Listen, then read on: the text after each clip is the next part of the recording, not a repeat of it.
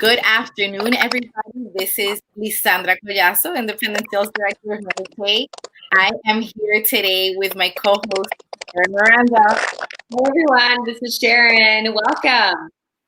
And today we are going to have Diane Pellini, Driven Area Sales Director, and she's going to be sharing her story. And I hope that today you're inspired by her journey. So Diane, take it away, girl.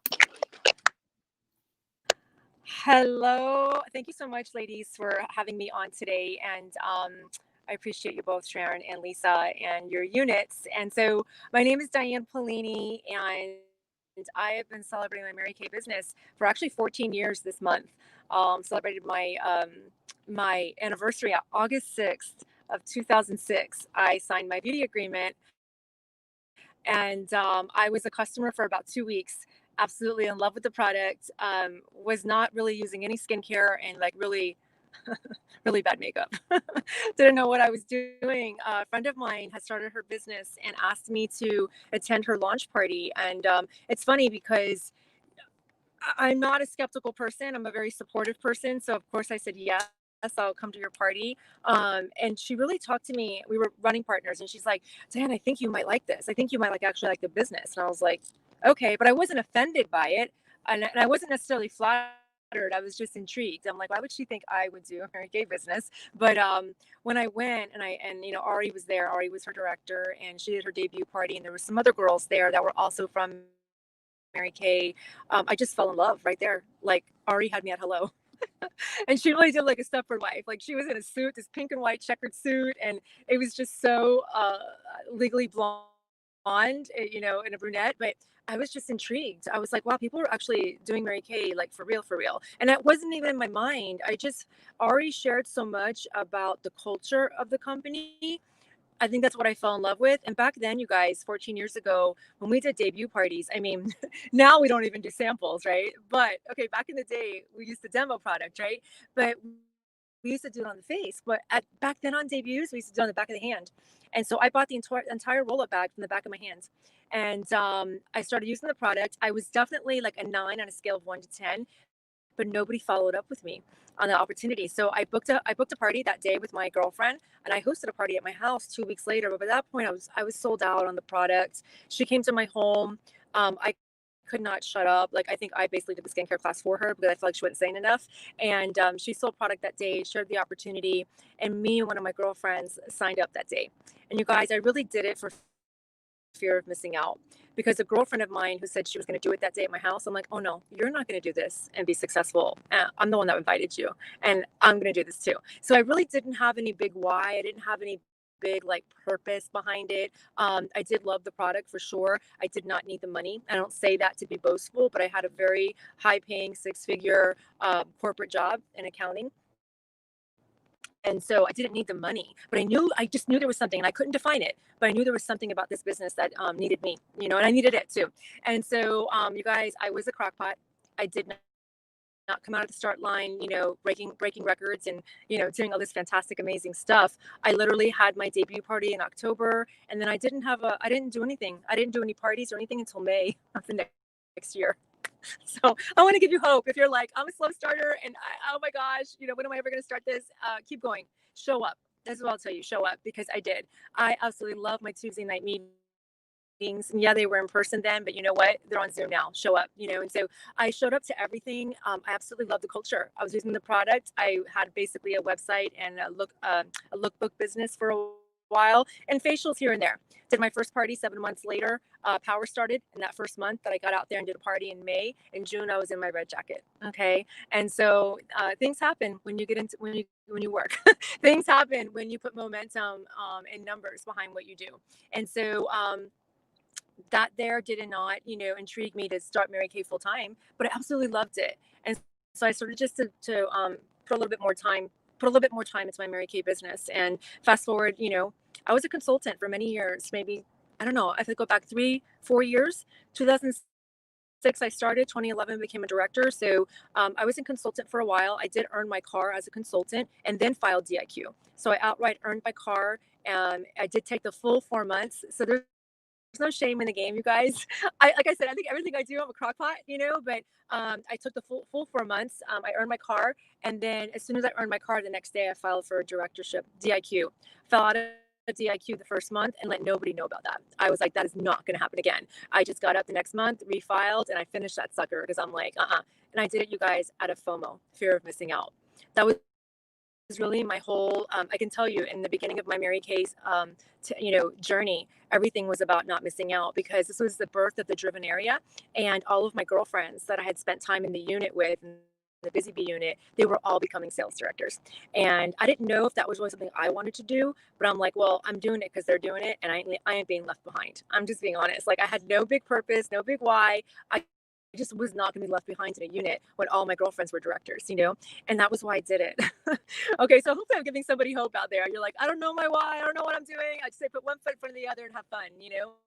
And so, but in that season, we had Vincent. We had waited a long time for him, prayed for him. He was our miracle baby, and I went back to work.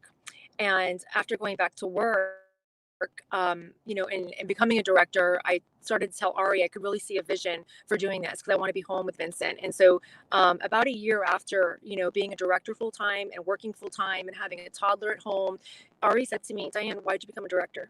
And I forgot the FOMO, but I really placed it on Vincent. And I said, because I want to be home with Vincent. She's like, what are you doing? Are you home with him? And I'm so grateful that she spoke truth and love to me, and I said, no, I'm not. So then I got to work, you guys, and my husband and I took a step of faith in July of 2012 and made the full-time shift to Mary Kay, and so since July 2012, I've been full-time Mary Kay. Oh my gosh, since I made that decision, Lisa was in my office and she worked as my assistant, and we earned 3 cars after that. In three cars in 9 months, including the pink Cadillac. And that was a journey that I'll never forget. That's a story I will tell until I die because it was such an amazing, miraculous story.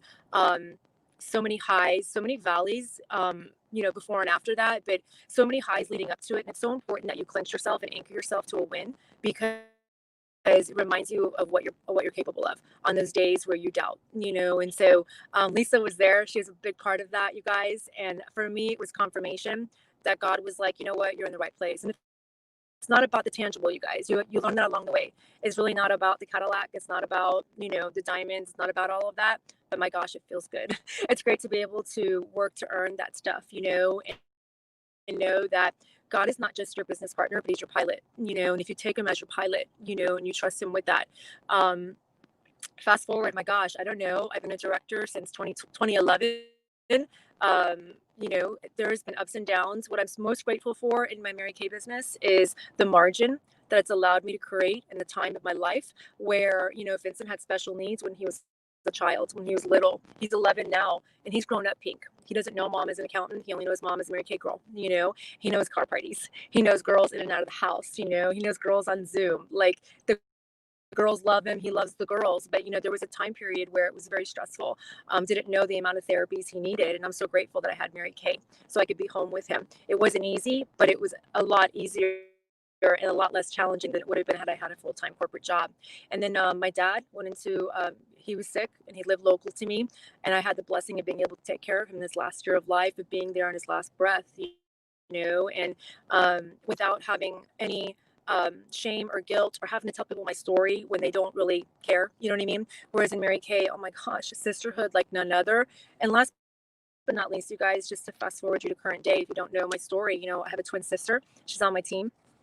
And she was on my team. She's a director, but she became a director before I did. Actually, that's quite the story. That's a whole nother story there. But anyway, our mom passed away just recently during this COVID season. And when I tell you the outpouring of love, it's been a complete valley, these first 6-7 months, it's just been a complete valley for everybody, I'm sure, you know what I mean? But to be surrounded by the love. And that's what I tell my unit. We had our unit awards night last night. I told them, if there's nothing else you get out of Mary Kay, I know this is going to sound crazy. If you never sell one more thing, never recruit one more person, if you leave here not feeling loved, then we have not fulfilled our mission. Because when I tell you that Karen and I have felt an outpouring of love that we've not received from any other community we're involved in, including church, and so to me, I love church. I'm a leader in my church. And yeah, I do all the Bible studies, and I'm a leader in my church. I love my church. But you guys, Mary Kay is, I used to say it's the best environment outside of church, but it's the best environment, period. Because to me, it's better than church. Because you're surrounded by women that are big thinkers, that are abundant thinkers, not prosperity teaching. That's not what I'm talking about, but they believe in the gospel and they believe in salvation and they know the love of Christ. And when someone knows the love of Christ, they're able to pour that. And that is my dream for everybody, is to be able to experience the love of Christ through these women in Mary Kay. I will never leave Mary Kay. Not that that's ever entered my mind, but like this for nothing else. I don't care on my worst day. It's better than a great day in the corporate world, you know? And so, and I'm grateful for my corporate experience. I didn't have a horrible experience. I was very blessed, but Mary Kay has bestowed blessings, more so in the intangibles, that cannot be replaced. They're priceless. So it's kind of like, I am married, so super hot Miami-Dade firefighter. He's getting ready to retire in a couple years, and he's been super supportive from the get-go. Identical twin sister, live in Miami Springs. I mean, that's my life story in a nutshell. Wow. I mean, we can just finish right now, and I think we're good. That was so powerful. So thank you for sharing that. But here's the Q&A portion. So, Sharon and I are just going to ask you a couple of questions, that we feel are appropriate to you. So I hear you saying, well, what I get from what you said is a lot of pivoting. So what has been the biggest win for you after a pivot, if you can share that? I think the biggest win for me after a pivot, this is going to sound so basic, you guys. So the pivot starts with a decision, right? So you can only pivot once you've acknowledged that there's something to pivot from, and then you make the decision that you have to pivot. The biggest win is taking that first step in activity, whatever that might be. And so, I mean, gosh, I think back to, when I was filing for DIQ, and I'd fallen out and I'd freaked out because I was like, I've never really done, and this is going to sound horrible. This is going to sound like really boastful, but it's not how it's supposed to come across. It just is what it is. I've never like done something and tried to achieve it and not gotten it. So when that happened and I fell out that first month, I freaked out. And so I went to Ari and I was like, oh my gosh, I don't know what to do. Where do I get my leads? And she was like, do you have referrals, like back of the card referrals? And I was like, well, yeah. And I had a shoebox full of them, you guys. And she's like, have you called them? I'm like, no. She's like, do not talk to me again until you make those phone calls, because your directorship is sitting in the back of those cards. And so now I knew I had to do it, right? I made a decision. Okay, fine, I'm going to do it. But I fought it internally, you guys. I didn't take the step to do it. And so I sat in my own criticism and says, no, I don't want to get on the phone. I'm not a telemarketer. This is not what I signed up for, blah, blah, blah, blah, blah, blah. And my sister was the one that was like, this is what you're going to do. She gave me the script and she had me practice with her. And I was miserable. I hated it. When I tell you I was being a whiny little brat about it, I did not want to do it. Then what I would do is I would carry around my cards. So it's still not making the actual first step in action, activity. And then finally one day Karen said, oh, how did it go yesterday? You're supposed to make your calls. I go, yeah, it didn't go. And then she said to me, Diane, enough. Do you want to be a director or not? She's like, I can't do the work for you. And right there, I was like, you know what? She's right. How else is this going to happen? And I think that always stays in the back of my mind. How am I going to earn that diamond ring? Someone else is not going to make the calls for me. How am I going to earn, whatever it is, fill in the blank? How am I going to earn the extra profit to put Vincent in baseball? Well, no one else is going to make the calls for me. You know what I mean? So, and so I did. I sat down in my car, made the calls, and from there on out, became a director, all that stuff. So I think for me, and it's very simple terms, the biggest win is being able to actually do the activity. Not able to do, just doing it. Diane, I love your story. So coming from corporate America and now, fully blown with your Mary Kay career, how was that shift? Because a lot of people are like, you were a very successful accountant. You had a really great compensation, and then making that decision where a lot of people probably thought you were crazy. How did you shift and how did you handle that? Great question. And so this is what I will tell you is, you guys, if that's something in the back of your mind that you're thinking maybe one day you want to do, or maybe you're not sure like I was, I will tell you first things first. Nothing changes. You are who you are, right? So you're just changing geography. All right. So God can use you where you're at So if you're doing Mary Kay part-time, corporate job full-time, you're paying your bills, you know what I mean? Like, don't be hating on your job, okay? Because it's a blessing that you have one, all right? But work your Mary Kay to fulfill your dream, all right? And so, how did I make the transition? I knew that I had to stop burning the candle at both ends. You know what I mean? I knew that it was not sustainable for me to continue a full-time plus really corporate job in addition to trying to be like the best mom ever, which, whatever, you can never never be that either. And then trying to run a successful Mary Kay business and be there for your people. At that point I was running 2 unit meetings a week, and it was crazy. And so I knew something had to change. Again, it goes back to that pivot, making the decision, knowing, acknowledging, making the decision, and then doing it. And so I was I I was completely freaked out too. Like, am I crazy? But I knew that it was really my husband, and he's not a man of many words. He said to me, Diane, what's the worst thing that happens?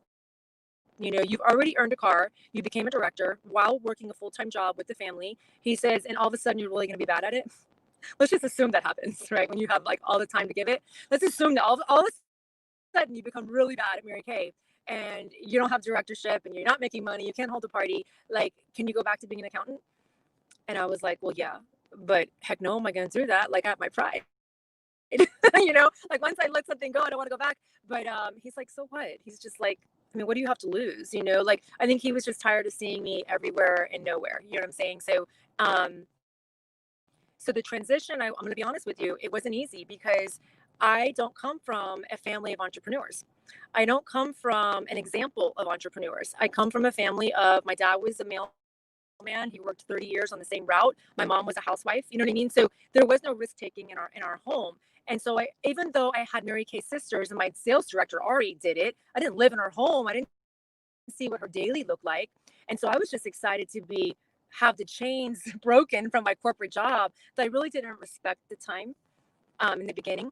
I did not schedule my time. All of a sudden I was like, oh, cool. Now I can go work out. Oh, cool. Now I can have coffee with my friends. Oh, cool. And the time goes, and so you are more accountable as a entrepreneur. And I think that was a hard lesson for me to learn probably in my first 6 months. You burn through your money fast. You really got to plan. You really got to get good habits down before you make that break. Because, you don't get paid in Mary Kay if you don't work. Okay. But like I said, a bad day in Mary Kay is still better than a great day in corporate America. It holds you to the ultimate amount of accountability. And so it wasn't easy in the beginning, the transition, but then, when you hit rock bottom, there's nowhere to look but up. And like I said, we earned the 3 cars in the 9 months, since when I made the transition. But I mean, for the first 3 months, I was just lollygagging around like, this is awesome. Like, I get to like have some free time. No, you're still working. So have the same mindset that you're still reporting to a boss. The boss is just you, which takes some getting used to if you didn't grow up that way and didn't have, the example. Awesome, Diane. So I have a question. Something sparked when you kept talking about Vincent. So you're a mom, your wife, you're a church leader, but your why when you came into Mary Kay, I'm sure has changed. So your why when you were a baby consultant to now, what does that look like? When I was a baby consultant, I had no why. My why was fear of missing out. My why was, my girlfriend is signing up for this. She's done every single direct sales there has been. There's no way I'm letting her do this and take all my friends. And so my why back then, you guys, there was no big why. I did it. So there had to be a purpose. There had to be a reason why I signed. But like, it was really honestly because I love the women. I was like, I need help with my image. I need help learning how to take care of my skin and stuff like that. I could have stayed a customer, but there was something that just pulled me. So I didn't have a big why.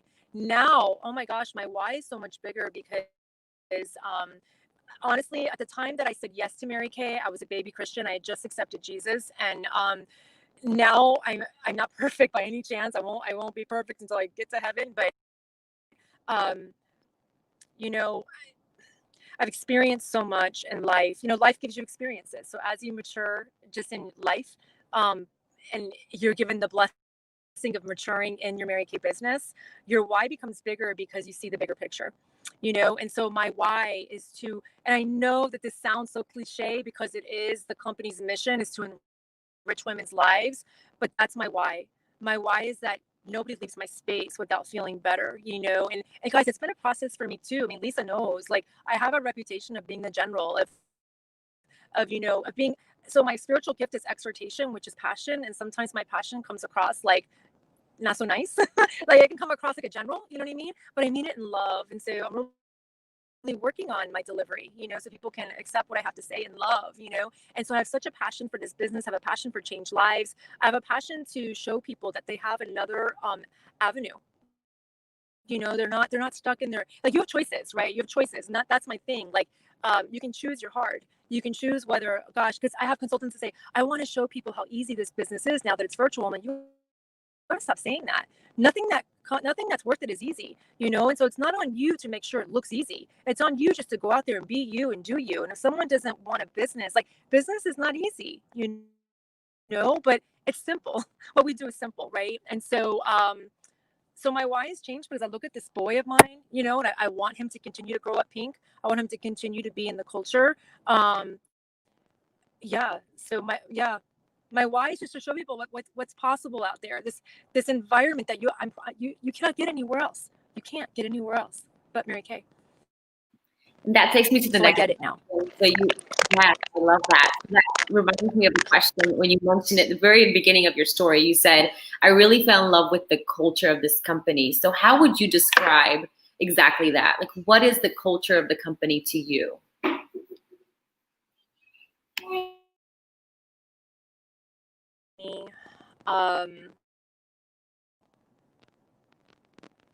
Gosh, if I had to put one word on it, would be like community. Community, support, growth. When I think about a phrase like iron sharpens iron, right? Women of excellence, no excuses, but of love, a safe place to fail, a safe place to fail. Um, knowing that everything that you're about to experience, somebody else has already experienced. So there's a true mentorship program here if you seek it out.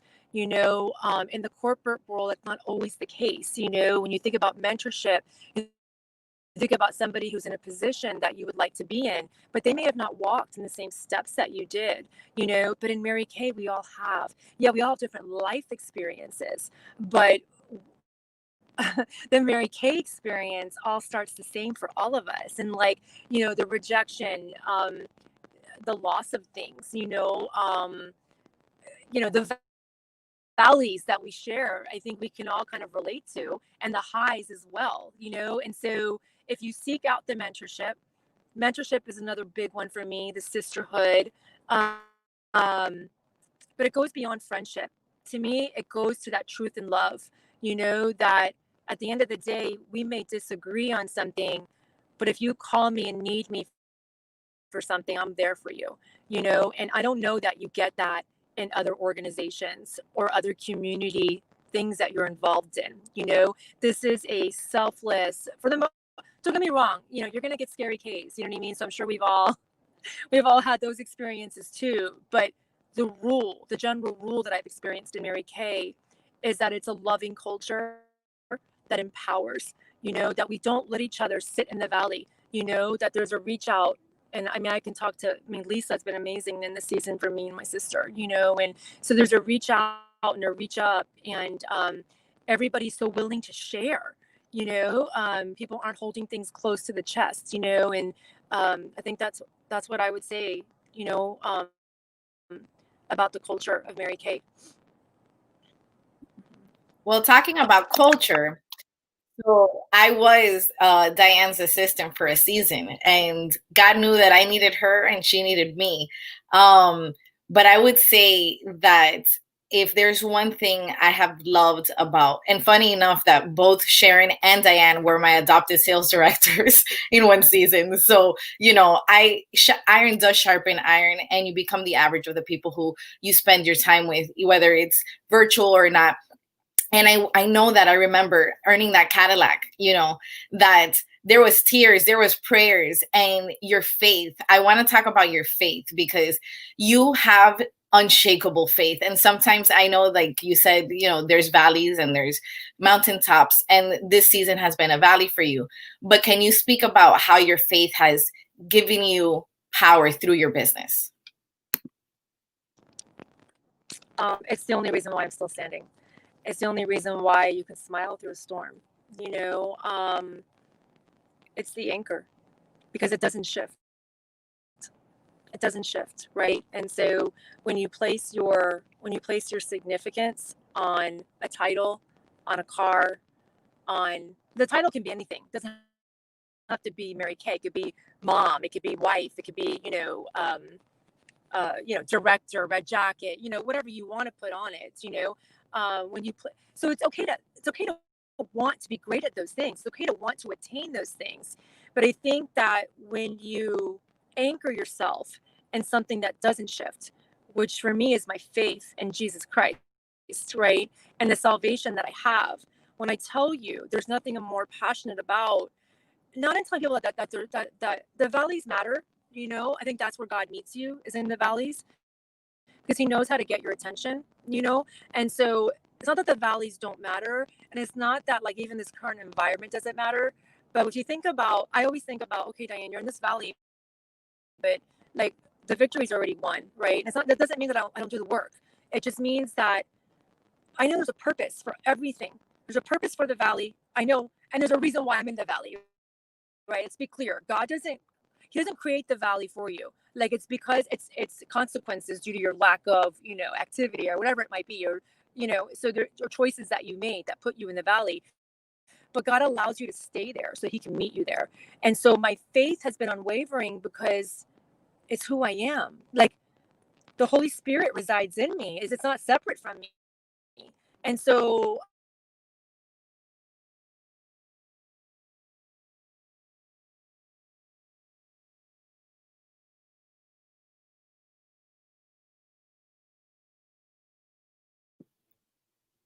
Diane, can you hear us? You gotta love the virtual world. Just gotta smile. Okay, well, hopefully she comes back. Sharon, hold on. Hopefully she does, but she has an amazing story, you guys. This woman is a woman of faith. I mean, she has the testimony of someone from corporate America. My child is coming on camera now. Making that shift, that leap of faith. And I absolutely love her story. Definitely inspires me. And she's just definitely, I would say, in our we have the blessing of having her in our national area, and she's definitely one of those pillars of faith in our national area. Yeah, no, so definitely we gotta love. Hi, Lucas. So yeah, something that I just love about her story is that, I did see her as the general.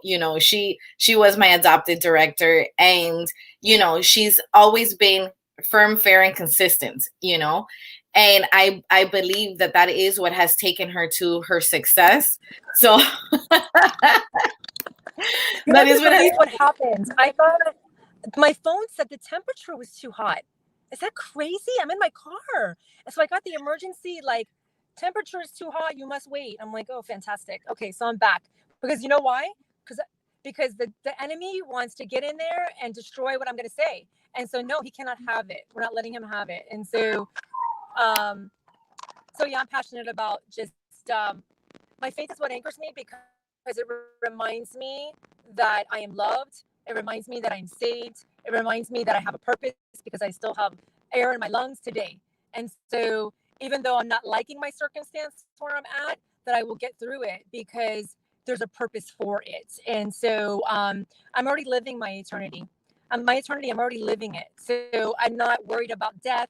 What's the worst that's going to happen? Nothing in Mary Kay is going to cause you to die. You know what I'm saying? But even if that was the worst thing that happened, well, it's okay. I'm still living, because my eternity starts now. Like, I'm living out my eternity. And you guys, if you don't know what that is, reach out to me, because like there's nothing more grounding than for you to know your Savior, And so it's just it keeps me grounded. I don't know. It's funny, because you know how like when something becomes what you are and what you do, it's so hard to teach it. But I know it's important to do so. So that was a great question. question. I'm so happy that you asked me that. I love how bold you are about your faith and how awesome it is that we are part of a company whose philosophy is God first, family second, career third, where we have the freedom and the liberty of talking about our faith and how others can have our faith. And that's what I really believe. I heard our national sales director say the other day, she said, Mary Kay, we have an amazing product that for 57 years it's been selling and people are loving it. But we're so much more than just a company of product. We are a company of people. And if you look at Mary Kay and all you see is the product, then you have to look a little bit closer because we are in the business of people. And I was saying something when your phone was too hot and you weren't here, is that I really love when you allow yourself to be true and bold to what you're passionate about, and you say you're passionate about Jesus Christ, and so am I. But when I see you step out and do that, especially we have the blessing of having you in our Driven National area, you allow me to do that because I see, wow, if she can do it, you give permission to other people that come behind you to do that. So thank you for being authentic, Diane, being bold about your faith, and continue being a pillar of faith in our national area. I look up to you, and this is what we mean when you said iron sharpens iron is, in Mary, I also go to church, I'm active and I love, and you learn from a lot of people, but in Mary Kay, I have definitely been exposed to so many women that are, similar in sharpening me, they sharpen me, and you definitely sharpen me. So thank you, Diane, for sharing your story. I can't hear you. There you go. No, I was just saying, of course. I mean, I love the alignment. You don't always come in aligned with everybody, but there's an alignment. That is something also I would say to our culture that I think is very different and good, as compared to other companies and organizations. Mm-hmm. So I do want to affirm you as well as Sharon did, is that you live true to what you say. You said that you can't leave somebody where you found them, and you didn't leave me where you found me, because when we worked in that dungeon together, maybe it's not a dungeon anymore. But when we worked, hold on, I can't hear you. What'd you say?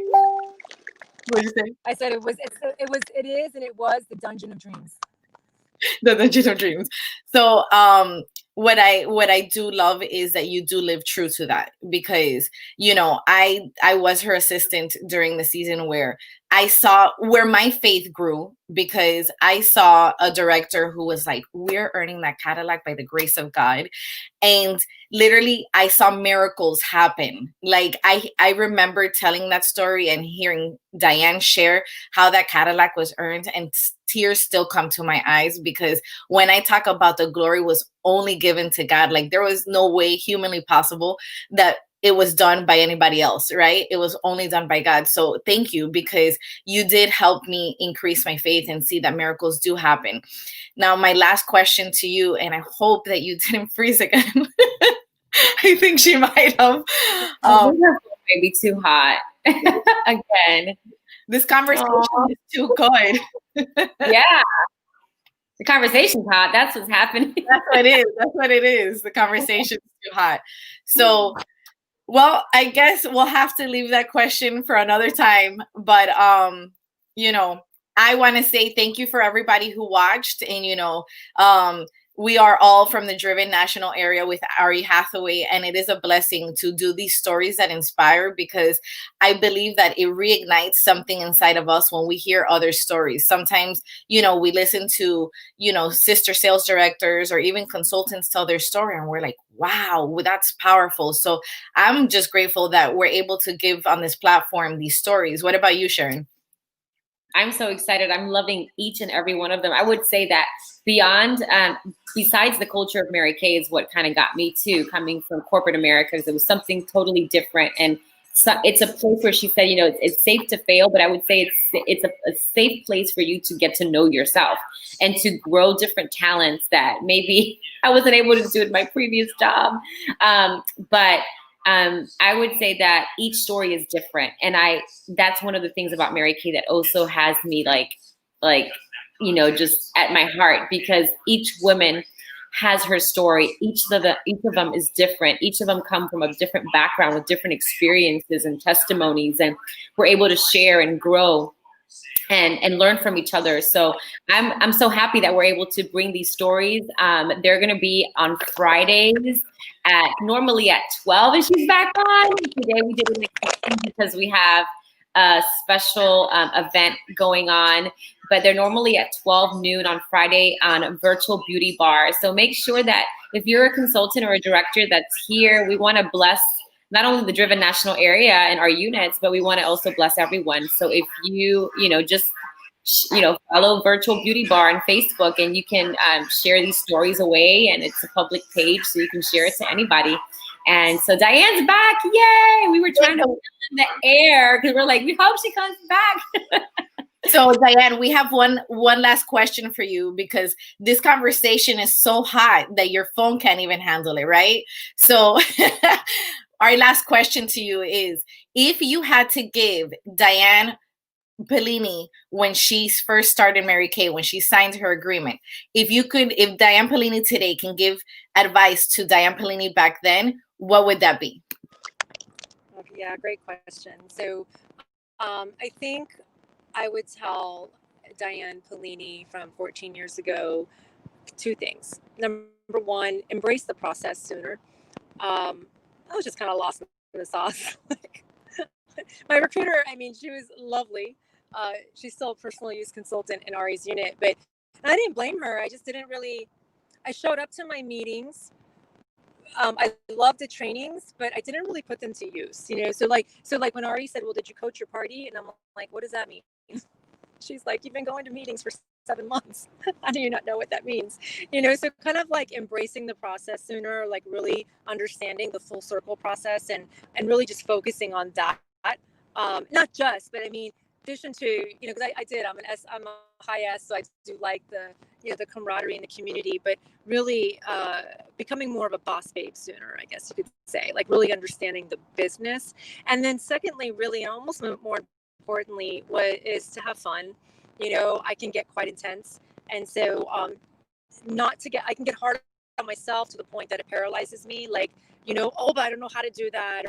Or and it's relevant now because I'm a brand new consultant all over again with this virtual world, but just kind of like, yeah, feeling the fear, but like, stop being so like intense about it. Like, it's not that big of a deal. Like, if you mess up, no one's gonna die, and so just to kind of have fun with it, not to be so intense. I'll tell you, Ari gave me that advice maybe a year in or so. I don't even know what caused the advice, and I really did not like it. I got mad at her because she told me I need to go out and get a fluffy pen, because a fluffy pen would like make me like more of an I personality. Like, it would make me laugh and I would have more fun.